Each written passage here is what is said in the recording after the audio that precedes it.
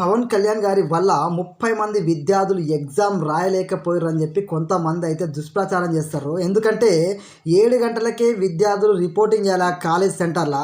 అదేవిధంగా 8:30కే centre close అవుతుంది. పవన్ కళ్యాణ్ గారేమో 8:41 నిమిషాలకు వచ్చిండు.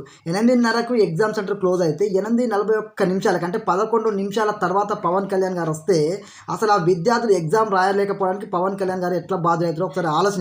ఇది నేను చెప్తున్నా కాదు, మాట కాదు, పోలీసులు చెప్తున్న మాట. పోలీసులు రిలీజ్ చేసిన లెటర్ ఇది.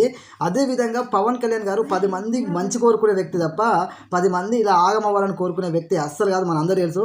మరొక పక్క ఎవ్వరు ఏ రాజకీయ నాయకుడు పోని మన్యం ప్రాంతానికి, అడవి ప్రాంతానికి, చుట్టూ అడవి కొండలు కోనలు దాటుకుంటా నక్సల్ ప్రభావిత ప్రాంతంలో ప్రజలకు అభివృద్ధి చేయాలని చెప్పి పవన్ కళ్యాణ్ గారు కంకణం కట్టుకొని ప్రజలకు మంచి చేద్దామని పోతే ఇవన్నీ వాళ్ళకి కనిపించవు. పవన్ కళ్యాణ్ గారు మంచి చేస్తాడు కాబట్టి ఎట్లన్నా బదనాం చేయాలని ఒక కక్షతోటి పవన్ కళ్యాణ్ గారి మీద తప్పుడు వార్తల్ని ప్రచారం చేస్తారు. ఈ తప్పుడు వార్తని ప్రచారం చేసిన ప్రతి ఒక్కరిని శిక్షించాలి. శిక్షించే వరకు ఖచ్చితంగా మేమైతే ఊరుకోమని తెలియజేస్తున్నా.